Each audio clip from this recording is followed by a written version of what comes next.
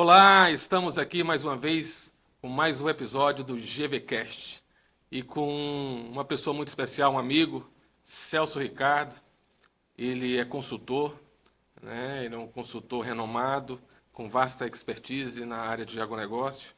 Foi também candidato a deputado federal pelo Rio Grande do Sul e é uma pessoa que soma muito com esse setor, né? É um estudioso da área e é uma pessoa que agrega muito em vários segmentos do setor do agronegócio. E eu gostaria de dar as boas-vindas. Celso, muito obrigado, amigo, por ter recebido o convite. Nos honra muito estar aqui com uma pessoa como você, uma pessoa com vasto conhecimento e que a gente tem muito para aprender. Olá, Vitorino, um abraço, prazer estar com vocês aí. A gente vem há muito tempo fazendo um trabalho junto a esse setor importante para o Brasil, em todos os aspectos, e para mim é um prazer poder estar contigo aqui para nós bater um papo. Que bacana, tá no Rio Grande do Sul? Rio Grande do Sul, hoje eu estou aqui na região de Novo Hamburgo, pertinho de Porto Alegre. Legal, legal. Obrigado mais uma vez, Celso. E antes da gente falar, como todos os convidados que a gente traz no GVCast, a gente faz questão de não só trilhar pela parte técnica, mas para que a nossa audiência possa conhecer um pouquinho sobre a trajetória, um breve resumo da trajetória do consultor Celso Ricardo. Você poderia falar um pouco aonde você nasceu, sua profissão, qual foi a sua trajetória para chegar aonde você chegou, e daí a gente vai desenvolvendo alguns temas aqui. Vitorino, eu sou natural de Bagé, na divisa com o Uruguai. Trabalho há 26 anos junto ao nosso setor. São 15 estados brasileiros, já tenho alguns projetos fora do Brasil. Sou palestrante, sou escritor, graduado em administração de empresas, pós-graduado em agronegócio, gestão da produção, comércio exterior e negócios internacionais. Lancei um livro recentemente, um livro que foi um pouco até impactante, que fez com que o governo passado, o ministro da Economia, mais a ministra da Agricultura me chamassem em Brasília. Representei várias cadeias produtivas, e em especial o produtor rural brasileiro, no Ministério, com algumas propostas, algumas posições. Como tu falou, fui candidato a deputado federal, mas antes disso, não pelo título, mas pelo reconhecimento do nosso trabalho, produtores rurais de 12 estados do Brasil indicaram para ministro da Agricultura, e isso eu tenho como reconhecimento de um trabalho, não como uma posição máxima, mas mostrou que a gente estava num caminho e nós temos muito ainda para fazer em prol do nosso setor, porque ele tem reflexos diretos, né, no desenvolvimento do país, na economia, no investimento, e nós precisamos começar a mudar um pouco nossa visão e as nossas atuações com relação ao agronegócio no Brasil, para que nós sejamos bem vistos e tenhamos uma posição de destaque no mercado internacional. Legal, legal. Parabéns. Parabéns pela sua trajetória, Celso. E eu queria começar como você usou a palavra cadeia de valor. Né? Quando a gente fala de cadeia de valor, porque tem setores primários, secundários, e muitas vezes a gente dá uma atenção muito grande sempre ali à produção final, ao produto final, mas tem toda uma cadeia, tem todo um desenrolar, um trabalho para que a gente possa depois ter o resultado como o PIB e outros indicadores mais. O que você acha?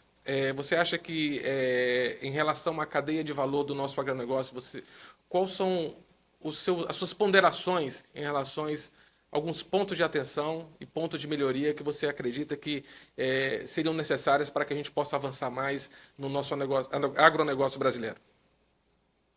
Vitorino, quando a gente, já por muitos anos, nós estamos batendo muito na tecla dos números finais, né? Nós estamos considerando a representatividade no PIB, porque é interessante para o país, nós estamos considerando a balança comercial, porque também é importante para o país, nos remete uma visão de exportação maior do que importação, e nós falamos sobre safra recorde, exportação recorde, mas tudo, esses números finais têm muito mais a ver com os reflexos internacionais do que propriamente das fronteiras para dentro do Brasil. E quando nós falamos em cadeia de valor, nós temos uma consideração do setor primário, as suas dificuldades, as características, as necessidades, até chegar no produto final. Depois nós partimos para uma outra etapa, do produto final até os mercados. E aí sim, nós chegamos no mercado interno e externo, com viabilidade de produção e comercialização. E quando nós falamos em cadeia de valor, nós consideramos pequenos, médios e grandes áreas de produção, né, do campo, do setor primário, assim como as indústrias. E quando nós desenvolvemos um trabalho com esse tipo de visão, nós oferecemos a todos uma capacidade de desenvolvimento, de reconhecimento e de resultado positivo.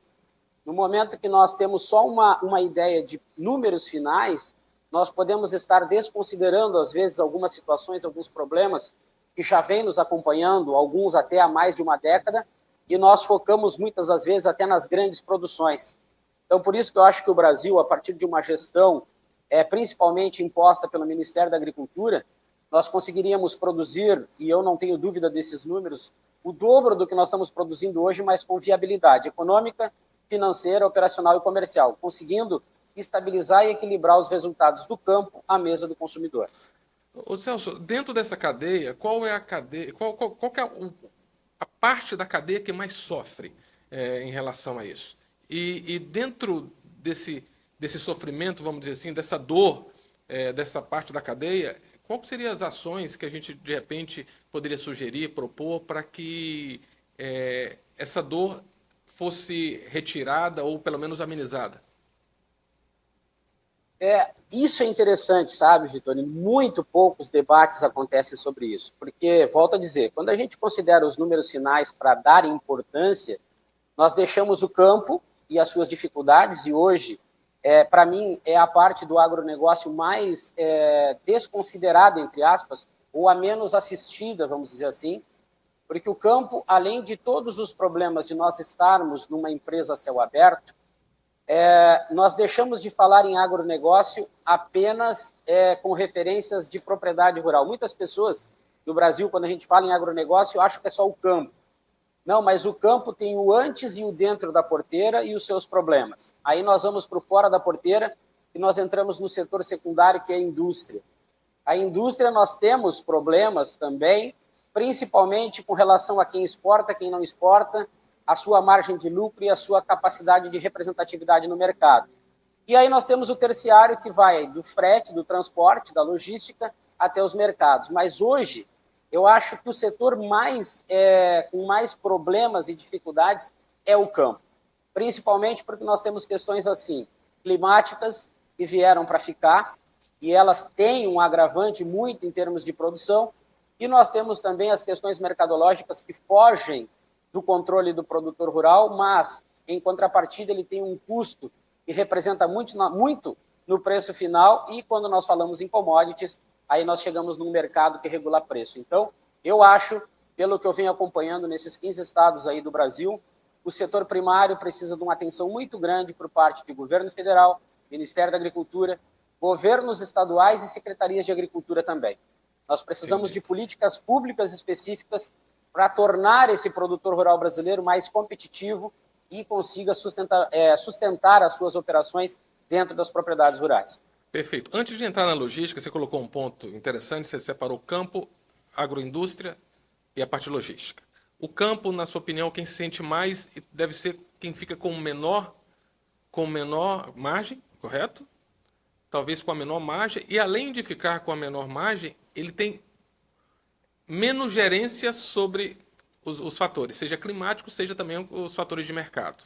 Então, ele acaba tendo menos força, vamos dizer assim, de alguma margem de manobra para que as suas margens possam melhorar. Esse é uma realidade, realmente. Do ponto de vista, quando você fala sobre a parte secundária, a parte aí da agroindústria, aí entra também uma competição em questões tributárias, né? Porque nós estamos falando aí algumas exportações, você tem algumas isenções, mas quando você transforma aquele produto, você acaba sendo taxado.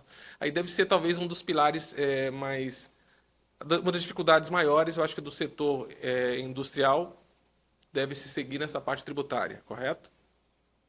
Certo. Hoje no Brasil, muitas pessoas não gostam de falar esta palavra em si, que é forte, mas se nós considerarmos o agronegócio, nesse ponto que nós estamos falando, cadeia de valor, nós temos uma crise sim. O campo está com problema, nós temos problemas no campo e nós temos problema nos mercados, em termos de custo e preço de commodity. E a indústria, é importante tu falar, porque essa carga tributária que nós viemos vivendo, ela é muito forte. A carga tributária começa hoje. Nós pagamos tributos na terra, nós pagamos os tributos sobre os bens, sobre a matéria-prima, sobre os insumos, sobre o dinheiro que a gente usa. Então, esse produto, esse alimento, essa matéria-prima, essa commodity, chega na indústria muito cara. E depois nós temos ainda dentro da indústria toda a parte de transformação que tu paga a tributação sobre a folha de pagamento, tu paga sobre os insumos que tu usa. Então, essa reforma tributária que está sendo muito falada, alguns analisam a reforma tributária como apenas uma simplificação, mas não redução, e essa tecla eu venho batendo há muito tempo, porque se o Brasil se preocupa muito com os números finais, se nós reduzirmos hoje a carga tributária no Brasil, em todos os setores que nós produzimos, nós viabilizamos a produção, nós incentivamos produzir, e essa redução de carga tributária, quando comparada à potencialidade de produção que nós temos, principalmente sobre a exportação, e aí nós chegamos nos números finais, PIB e balança comercial, qualquer redução na reforma tributária hoje, na carga tributária que nós temos, vai ser um reflexo para nós produzirmos mais e nós vamos arrecadar mais também. Então, não é um simples fato de reduzir, nós vamos incentivar a produção e o país, o Brasil, com certeza vai ter uma arrecadação muito melhor. É reflexo de uma facilidade para as empresas poderem investir, em contrapartida, o Brasil vai ter uma maior produção, mas com um detalhe importante. O Brasil produz alimentos nos 26 estados e no Distrito Federal. No momento que nós temos uma viabilidade para quem produz, o Brasil inteiro vai colher melhores frutos, a economia vai ser melhor e, com certeza, nós vamos ter um desenvolvimento e uma expansão de negócios melhor também. Então, você falou um pouco sobre o campo, né, sobre os desafios, né, do setor primário, você falou um pouco sobre o desafio da indústria. Existe um pilar aí também, que já é um outro setor, que é o terciário, que é a parte da logística, e que tem um peso muito grande, né, em relação ao valor final do produto, em relação à margem. Nós sabemos, aí nós estamos falando, tem a logística interna, correto, Celso? Tem também a logística internacional.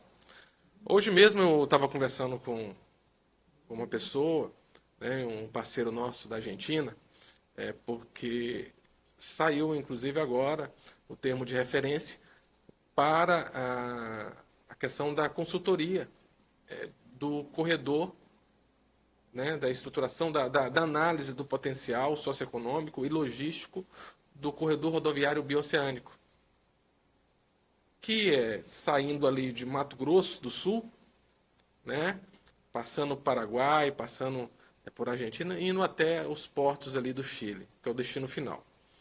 E nós sabemos que o grande desafio, agora falando um pouco, depois a gente pode falar sobre a logística interna, mas quando a gente está falando da logística mais externa, um dos grandes desafios aí do Brasil é logístico, tá?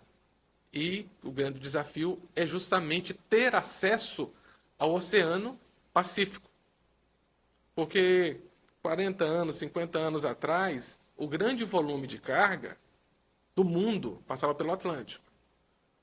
Com toda aquela ascensão da China, com os tigres asiáticos, isso foi invertido já há algum tempo, correto? Então, o volume maior de trânsito de navios é no Pacífico. Então, como a gente não tem essa ligação, muitas vezes nós temos que passear ali, vamos dizer assim, ter a rota todinha pelo Cabo da Boa Esperança ou pelo Canal do Panamá, que ainda é muito caro, né, para poder fazer esse acesso. Nós sabemos que isso é um grande dificultador, né, um grande desafio. Dentro disso, como você enxerga essa questão logística do ponto de vista de margem de lucro em termos de competitividade do Brasil em relação aos outros países do mundo? Olha, é interessante, Vitorino, nós falar disso, porque agora há pouco nós estávamos falando da nossa capacidade de produzir alimentos em todos os estados, nós temos um vasto litoral, porém nós temos uma centralização muito grande no Porto de Santos, e para nós produzirmos no Pará, para ir para Santos, no Mato Grosso para Santos, o custo de produção fica muito alto, né? Se nós considerarmos hoje a carga tributária sobre o diesel, sobre tudo que um caminhão, seja ele bitrem ou não, precisa, é caro, encarece muito o quilômetro rodado. E essa questão do Atlântico, que tu bem comentou, vai refletir sobre ainda o pouco desempenho do Mercosul como um todo, né? O nosso Mercosul não se desenvolveu da forma que precisaria, até para simplificar algumas operações que pudesse fazer com que nós tivéssemos esse acesso melhor. E aí eu volto lá em 2005, quando o Chile era um grande importador de carne do Brasil, as dificuldades no transporte terrestre que nós tínhamos para mandar carne para o Chile, principalmente em épocas, né, que o clima era um pouco mais severo. Hoje o quilômetro rodado ele é muito caro. E quando nós temos uma questão ligada ao mercado internacional, que muitos outros países produzem alimento, seja grãos ou proteína, só que eles produzem muitas das vezes com uma tecnologia menor, com um investimento menor, e eles são mais competitivos no mercado do que nós também. Essa questão do transporte aqui para nós é um detalhe importante que precisa ser debatido, e nós precisamos olhar também para a parte de logística para buscarmos um ponto de equilíbrio, seja para um lado da América do Sul ou para o outro, viabilizar esse transporte terrestre até os portos, bem como tu falou hoje. Nós formos sair de Santos para fazer todo o contorno para pegarmos, né, o Atlântico ou irmos pelo Panamá, com certeza o nosso produto vai chegar muito mais caro, vai ser oferecido mais caro, né, para o consumidor final, lá para o nosso cliente do mercado internacional, e nós vamos acabar perdendo oportunidades de negócio também. Mas eu vejo o seguinte, eu acho que o Brasil tem um vasto litoral, nós temos que pensar em investir nesse litoral de uma maneira maior, e os presidentes aqui da América do Sul, nós precisaríamos tirar, em especial, Brasil, Paraguai, Argentina, Uruguai, definitivamente a questão Mercosul do papel, porque nós ainda não tiramos, nós estamos vivendo ainda, né, uma burocracia muito grande, e começarmos a buscar essas facilitações para que o transporte seja mais objetivo e a gente consiga, mediante as dificuldades e os desafios, tornar a parte logística mais viável para a produção de alimentos no Brasil. Você falou um negócio interessante, porque é o seguinte, essa discussão não é uma discussão nova, né, Celso? É uma discussão antiga. Exatamente. Na verdade, esse acesso a ligação do Atlântico ao Pacífico, tá? Isso já é discutido desde dos colonizadores aí, espanhóis e portugueses. Ganhou força no início do século XX, né?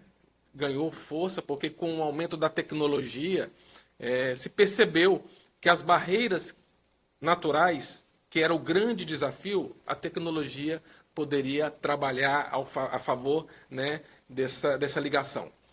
Ocorre que o que você acabou de falar é que as barreiras naturais elas ficaram pequenas em relação às barreiras políticas, né? As barreiras estruturais, as barreiras relacionadas às burocracias. E isso acho que é o grande dificuldade.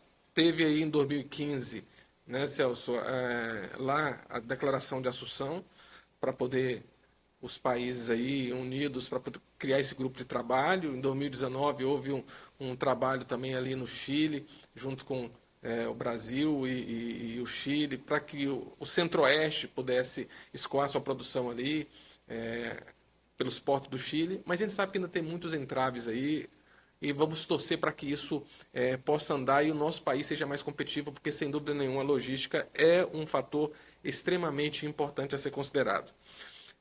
Nós falamos de forma rápida sobre a cadeia de valor, e esse bate-papo ele é um bate-papo mais genérico, tá, Celso? Eu sei que você tem um conteúdo profundo de cada tema desse que a gente está tratando, mas para não ficar um podcast tão grande, depois nós vamos fazer outros com temas e tratando de forma mais profunda cada tema desse que a gente está tratando.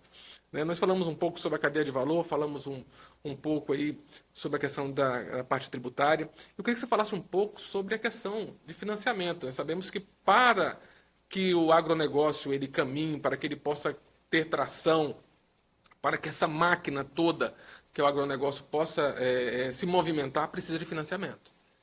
E a pergunta que eu te faço é, nós não estamos muito dependentes do Plano Safra?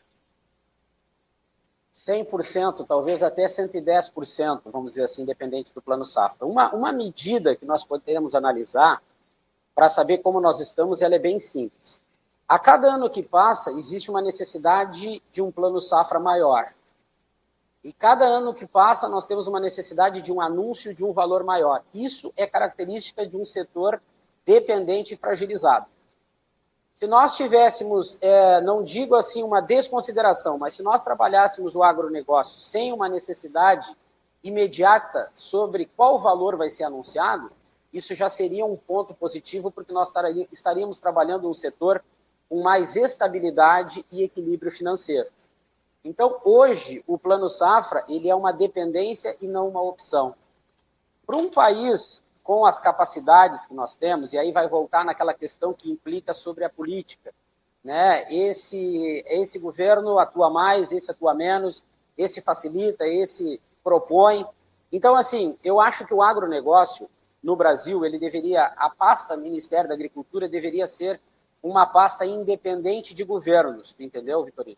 Eu acho assim que o Ministério ele teria que ter autonomia em primeiro lugar, um ministro ou uma ministra, ele deveria ter uma independência política, claro que nós sabemos que a política faz parte e é importante nós sermos políticos, mas eu acho que quando nós trabalhamos uma independência, devido ao tamanho e à importância que o agronegócio tem, eu consigo focar os meus entendimentos e visão para o desenvolvimento econômico, financeiro, né, comercial, de relações exteriores, sem eu me preocupar internamente se eu estarei em um estado, por exemplo, do Mato Grosso, que ele tem alguma divergência ou não política, e isso iria me proporcionar oferecer uma gestão para começar a tornar o agro, em especial o setor primário, independente, com políticas públicas que tornasse esse setor primário com uma visão maior sobre início, meio e fim, e a partir de um conhecimento de mercado que eu pudesse buscar o mundo e o Brasil,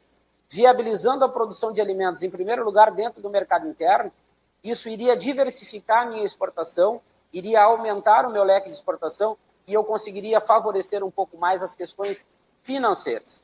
Então, o Plano Safra é importante hoje e nós somos dependentes, mas nós deveríamos já estar desenvolvendo um modelo de gestão para que, a médio e longo prazo, esse Plano Safra fosse uma opção para o produtor rural brasileiro.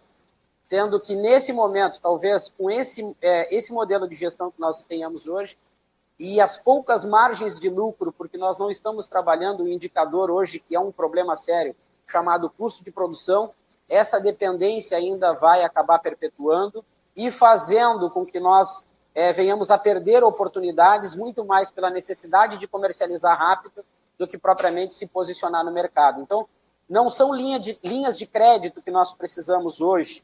Nós precisamos de políticas públicas específicas e de uma gestão específica para o agro, tratando o setor primário, secundário e terciário, e tudo aquilo que reflete, direta e indiretamente, as necessidades do setor.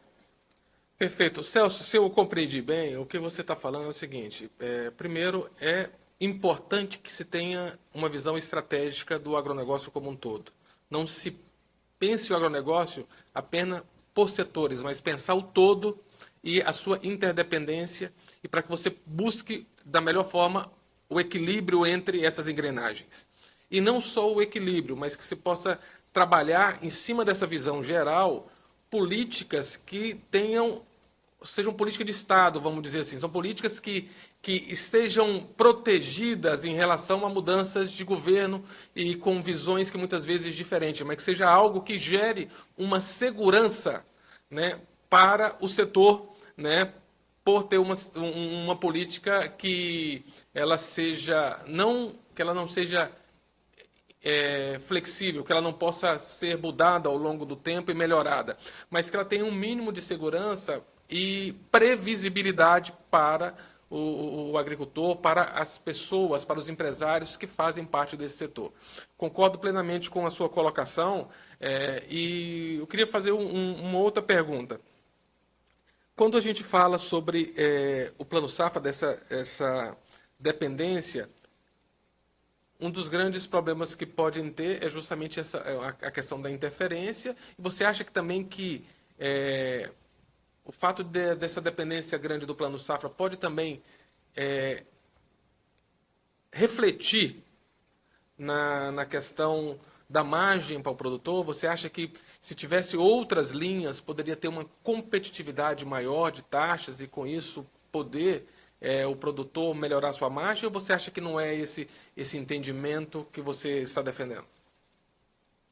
Vitorino, assim, ó, antes de eu falar nessa questão das linhas de crédito, nós precisamos ter duas situações bem vistas. Nós, brasileiros, acabamos encarecendo o agronegócio muito. E aí entram as questões governamentais, sejam elas estaduais ou federal, que, de uma certa forma, o agro ele é marketing, ele serve como um marketing para governos, independentemente de quem seja. Só que no momento que nós começamos a nos colocarmos como o celeiro do mundo, um país que sustenta a necessidade de 1 bilhão de pessoas por alimentos no mundo, essas afirmações elas não são reais, elas não são verdadeiras. O Brasil trabalha muito com a questão produção, volume de produção. E nós precisamos ter uma consciência muito grande, e aí entra a parte de profissionalismo, sobre viabilidade econômica, financeira, operacional e comercial. O Brasil, a partir de um Ministério da Agricultura, aí eu entro com aquela gestão específica, focada 100% no agro, nós iríamos estudar os mercados nacionais e internacionais, preço, produto, padrão e volume. Nós iríamos para dentro do Brasil, analisaríamos a nossa capacidade de produção antes e dentro da porteira, ou seja, no setor primário, e depois nós iríamos para fora da porteira, analisaríamos as indústrias e a nossa capacidade competitiva em termos de preço com o mercado global.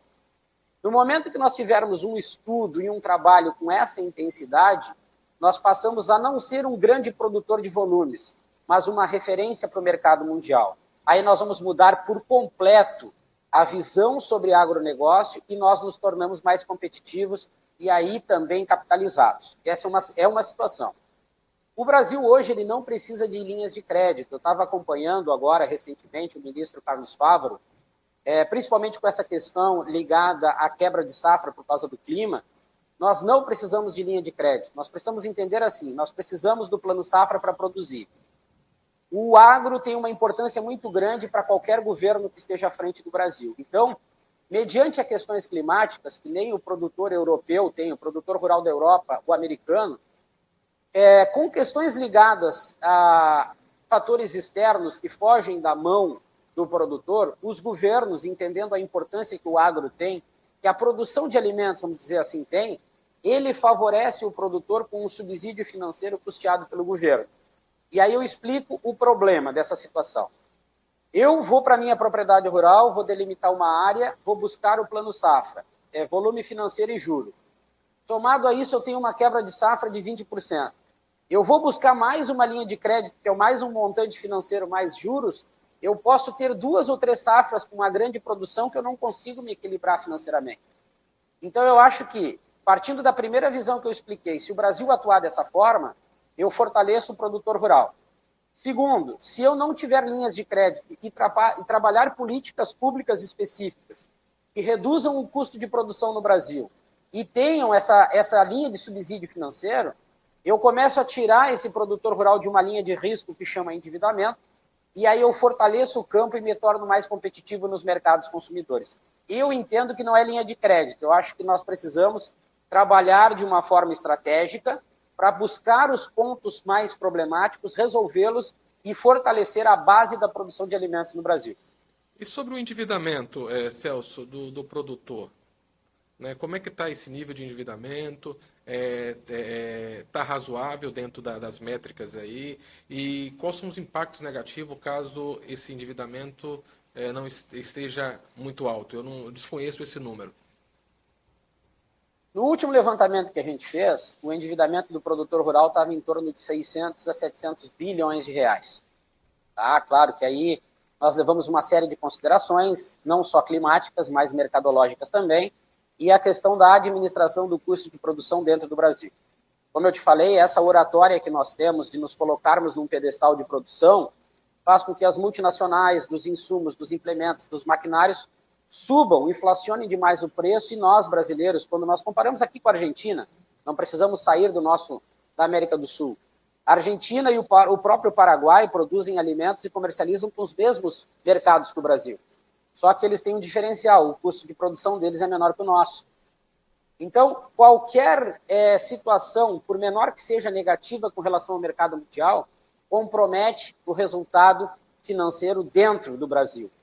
E esse endividamento é muito preocupante, porque ele afeta diretamente o acesso ao crédito oficial. A gente sabe, por exemplo, que nem tem no Rio Grande do Sul aqui, o produtor de arroz que está endividado, a indústria do arroz ela vem financiando esse produtor com juros mais caros, e a gente sabe que todo o reflexo de acerto de financiamento ocorre depois que a produção de arroz já está dentro dos silos e dos armazéns das indústrias. Então, elas acabam pagando como, quando e quanto querem por aquele arroz, dependendo da umidade, né? E de outras questões que impactam diretamente no preço. Então, o que me preocupa é o endividamento com a quebra de safra agora, se o governo atual não tomar uma medida mais intensa, o endividamento vai subir muito dentro do Brasil. E se o endividamento sobe, menos acesso ao crédito, menor a produção e os alimentos, automaticamente, uma menor oferta já vai ter um reflexo de suba de preço para o consumidor. Então, o endividamento é uma situação delicada e eu já tenho comentado com alguns amigos lá de Brasília, ele precisa fazer parte dos debates nas mesas de Comissão de Agricultura, da própria Frente Parlamentar Agropecuária e também do Ministério da Agricultura, porque se nós deixarmos essas situações acontecerem da maneira que estão acontecendo e os fatores climáticos vieram para ficar, cada vez mais nós vamos ter problema lá no campo onde começa a produção de alimentos e o consumidor final vai acabar pagando a conta. Sim, reforçando o que você falou, nós somos mais sensíveis a qualquer tipo de problema porque nós temos pouca gordura para queimar, correto? Se nós somos mais competitivos, acaba a gente sendo menos vulnerável, né? Então, o grande trabalho aí é a gente mitigar o risco, ter visão estratégica e aumentar a nossa margem. Porque não existe negócio sem risco, mas você pode mitigá-lo, né? E eu acho que essa é a visão, né, do que você está colocando aqui em relação ao agronegócio. Um outro ponto importante é sobre, você falou sobre o custo de produção e sobre a questão da competitividade nossa no mercado internacional, né? Nós somos sim um grande produtor, né? Temos assim um potencial gigante, mas quando comparado com outros países em termos de competitividade, como é que você enxerga isso, Celso? Eu enxergo o Brasil ainda, mesmo com toda a potencialidade que nós temos de produção de alimentos, por nós não termos um trabalho intenso dentro do Brasil, para alguns pontos específicos que nem nós falamos, eu nos vejo muito ainda tratando o mercado internacional com sazonalidade, com alguma situação esporádica no mercado lá fora que venha a tratar o Brasil de uma maneira diferente. Nós podemos falar da soja, mas nós podemos falar também da carne bovina, principalmente, ou da proteína animal como um todo. Nós somos um grande exportador de grãos e um grande exportador de proteína. Mas o mercado lá fora, ele consegue, de uma certa forma, pressionar o Brasil mediante qualquer necessidade que ele ache interessante para questões de preço dos nossos produtos. A gente sabe que a carne bovina brasileira ela tem uma expansão de negócios grande, mas uma situação que eu venho falando há mais de uma década, Vitorino, com relação à nossa carne é o seguinte: nós temos uma grande produção de carne bovina no Brasil, mas a nossa carne ela não tem a valorização no mercado internacional como deveria. A Embrapa recentemente lançou um estudo que entre os 40 maiores ou os 40 exportadores, os principais exportadores de carne bovina do mundo, a nossa carne é que tem a maior desvalorização. E aí nós acabamos vindo para dentro do Brasil e fica muito fácil. Se nós vamos na China e nós compararmos o preço da carne brasileira com a carne americana, com a carne australiana, nós vimos que a diferença do preço da nossa carne é muito grande. Nós temos uma necessidade de exportar volume ou estar no mercado internacional, que não, na minha visão, não seria interessante nós nos preocuparmos com volume, mas com viabilidade hoje. Eu acho que o Brasil precisa olhar muito para dentro do Brasil, né, internamente, para as fronteiras para dentro, para nós entendermos o que está acontecendo, seja com a carne bovina, dentro do rebanho nacional. Se nós analisarmos as escalas de abate, eu tenho acesso a 15 escalas de abate de estados, de 15 estados do Brasil. O nosso rebanho bovino, nós não conseguiríamos abater uma semana de animais de qualidade. O nosso rebanho tem quantidade, mas não tem qualidade. A soja brasileira ela tem um grande volume de produção, mas a própria China, um pouco antes, há um ano atrás, desqualificou a qualidade da nossa soja, jogando o preço para baixo. Então, o Brasil ele não consegue diversificar ou estar de uma maneira incisiva em muitos mercados internacionais. Nós estamos fechando o leque e essa menor concentração de negócios nos deixa no risco muito alto que tu falou. Então, o mercado internacional joga com o Brasil de uma maneira que ele nos coloca os preços das nossas commodities para baixo muito rapidamente quando nós comparamos com as commodities americanas, por exemplo. Os Estados Unidos têm uma representatividade no mercado mundial muito mais forte.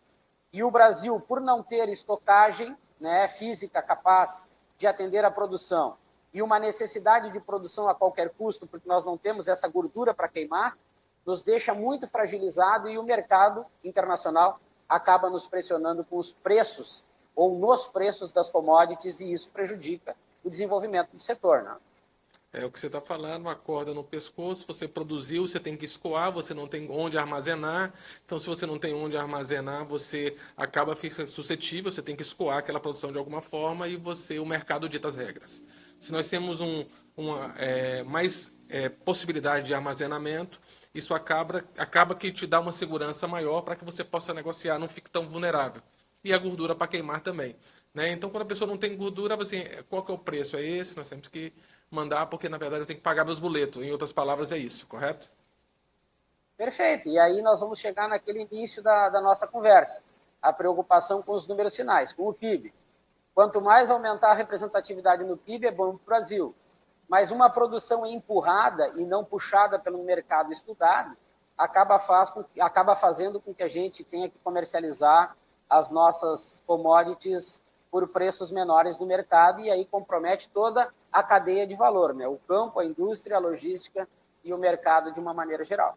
Agora, dentro dessa visão macro que foi trabalhada aqui, nesse bate-papo rápido que a gente está tendo, Celso, quais são os principais gargalos para que ações concretas sejam criadas, que possam ser criados grupos de trabalho que trabalham uma visão mais assertiva, né, que tenha uma segurança maior e que realmente trabalhe, como você falou, faça um diagnóstico da porteira para dentro, depois faça o diagnóstico da porteira para fora e que assim estabeleçam políticas de curto, médio e longo prazo para que assim a gente possa ter uma segurança e com o tempo, a gente sabe que tudo isso é gradativo, toda mudança ela precisa ter etapas, né, precisa ser planejada, a gente possa colher frutos lá na frente, né? Porque nós temos sim o potencial, nós temos áreas, né? Nós temos aí a questão climática realmente é uma realidade, né? Isso mundialmente, então nós temos que saber trabalhar todas essas vertentes e precisamos proteger os produtores em relação a isso, para que a gente possa ganhar cada vez mais competitividade ao longo do tempo, reduzindo um pouco esse risco do fator climático. Então, dentro disso, qual que você acha que é a principal dificuldade, o principal gargalo que precisa ser trabalhado? Porque eu sei que são vários, mas na sua avaliação, qual que seria o principal?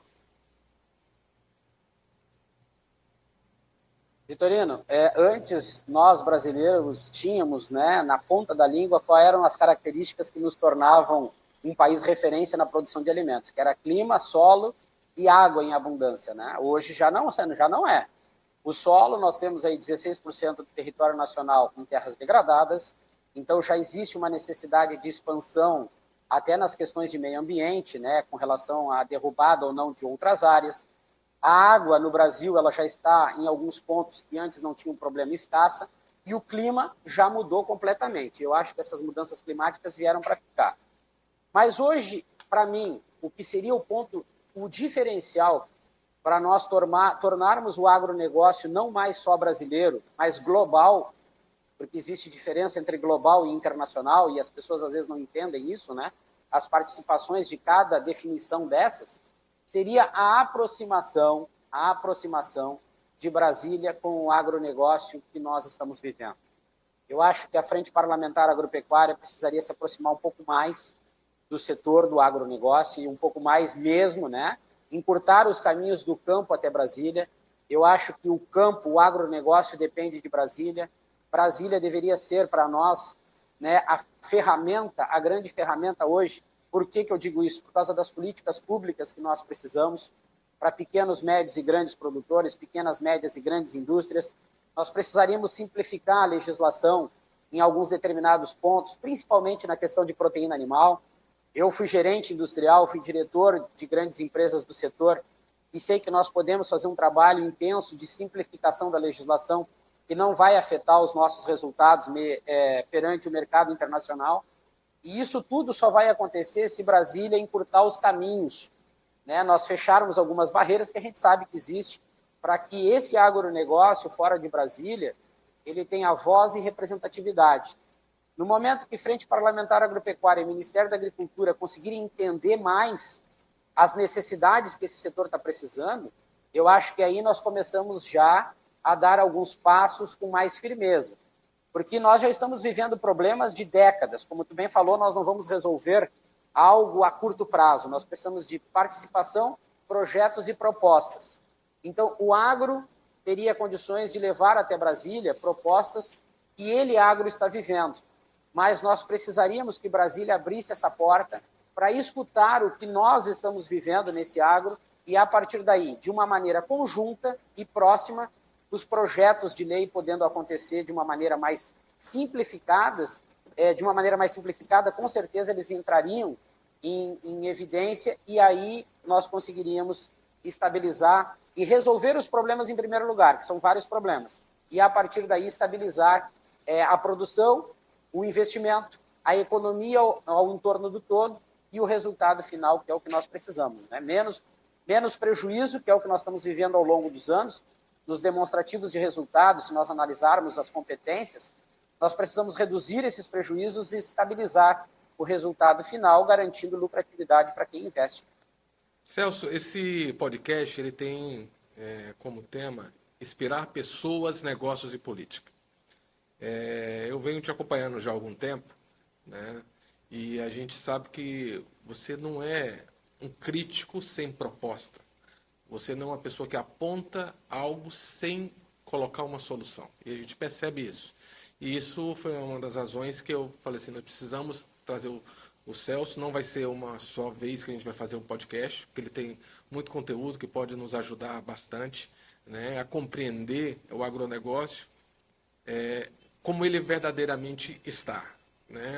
Como você falou, muitas vezes o marketing, é natural que o marketing a gente coloque sempre a parte boa. Ninguém nunca vai colocar a parte boa, mas a gente sabe que todo negócio tem o desafio, e não seria diferente com o agro, pelas suas dimensões e por tudo que ele representa para o nosso estado. Né? E sem dúvida a sua contribuição ela é muito importante, porque ela faz a gente pensar e refletir, né? E pensar no que poderíamos fazer para que isso possa acontecer, seja criando um grupo de trabalho, sejam fazendo algumas ações que venham de encontro a essa construção. Tá? Eu gostaria de te agradecer muito, Celso. Eu sei que nós temos muito que conversar sobre esses detalhes. Gostei muito, apesar de ter sido rápida, e eu quero te agradecer aqui. Talvez as pessoas que estão nos assistindo, nosso podcast estava marcado para a semana que vem, correto? E aí, aconteceu um imprevisto com um podcast que a gente ia gravar agora, e você prontamente nos atendeu em 5 minutos, entrou, mas eu não tinha nenhuma dúvida que você entraria caso você tivesse agenda para poder entrar, é claro, mas você não precisa se preparar para isso, porque o conteúdo sobre esses assuntos você tem constantemente, né? Você domina essa área, então quem sabe faz ao vivo e realmente você está fazendo ao vivo, tá bom? Obrigado de verdade. Conte com esse podcast para poder divulgar o seu trabalho. Eu gostaria, se você fizesse as suas considerações finais, e já está aqui o convite para a gente poder fazer outros de forma mais segmentada e mais aprofundada. E, além de você fazer as considerações finais, eu gostaria que você deixasse os seus contatos, né, para que a nossa audiência que está nos assistindo aqui queira fazer contato com o Celso, né, queira conhecer um pouco mais do seu trabalho e possa ter acesso. Vitorino, para mim é um prazer. Eu acho que o que está faltando mais no Brasil, e quando a gente anda pelo Brasil, fica muito fácil a gente escutar por pessoas dentro do setor ou fora do setor achar que nós estamos vivendo os melhores momentos do agro, e isso não é real. Então nós precisamos desses momentos, né, dessas oportunidades, para nós falarmos sim da potencialidade, né, que nós temos de produzir alimentos, mas falar também das adversidades e as necessidades que nós temos para alavancar esse setor da maneira que precisa. Eu, entendendo tudo isso que nós falamos, né, e a gente tem que buscar o conhecimento a cada dia, me coloco sempre à disposição, como já me coloquei, não somente de um governo ou A ou B, não. Eu acho que eu me coloco à frente dessas necessidades e em prol do agro. A minha bandeira é o agronegócio. Então, independentemente de quem está ou não está à frente do governo federal ou estadual, nós temos que trabalhar para o setor, porque esse setor é, sim, o bem grande, o grande bem que nós temos para o Brasil. Então, as minhas críticas, elas sempre vêm, ou os meus pontos, as observações sempre vêm acompanhadas de um posicionamento. Eu acho justo, é muito fácil hoje a gente dizer que isso ou aquilo está errado, mas sem apresentar uma proposta para mudar, eu acho que não é um comportamento correto. Então, muito obrigado pela oportunidade, eu estou sempre à tua disposição. E eu estou nas redes sociais aí, eu tenho LinkedIn, YouTube, Instagram, Facebook, todos, se digitarem Celso Ricardo, automaticamente já vão ter acesso às minhas redes sociais. Celso Ricardo Agro, então, vocês terão acesso às minhas redes sociais e o meu WhatsApp. Eu também gosto de deixar à disposição de todos, sem problema, porque se nós, como eu disse, que se Brasília tem que reduzir, né, encurtar os caminhos, os meus contatos também servem para nós encurtarmos as distâncias dentro desse país continental que nós temos e podermos debater a cadeia do leite, a de proteína, a produção de grãos, hortaliças, frutas, as políticas internacionais, nós temos que nos aproximar. Então, fica as minhas redes sociais aí, os meus contatos. O meu e-mail é celsoricardo.cferreira@gmail.com. Meu WhatsApp, eu acho que me permite eu dizer aqui para Por favor, fique à vontade, Celso. O meu WhatsApp é 519-8061-5462. Então, para todo mundo que tiver vontade, quiser debater algum assunto, fazer alguma colocação, eu estou aberto para todas as observações. Eu acho que essa troca de informações nos faz crescer e se nós pudermos levar esse crescimento, né, para todo mundo, com certeza, não só o agronegócio, mas o Brasil vai crescer e crescer muito. Muito obrigado e conte comigo sempre. Precisando, eu estou à disposição. Eu que agradeço, meu amigo. Mais uma vez, obrigado de coração aí por ter atendido. Eu sei que seu tempo é precioso e você ter tirado aí um tempo para poder nos trazer informações tão relevantes e um ponto de vista realmente esclarecedor em relação ao nosso agronegócio. Então, nós chegamos ao fim de mais um episódio GVCast. Espero que tenham gostado. Logo estará nas nossas redes sociais e que Deus te abençoe.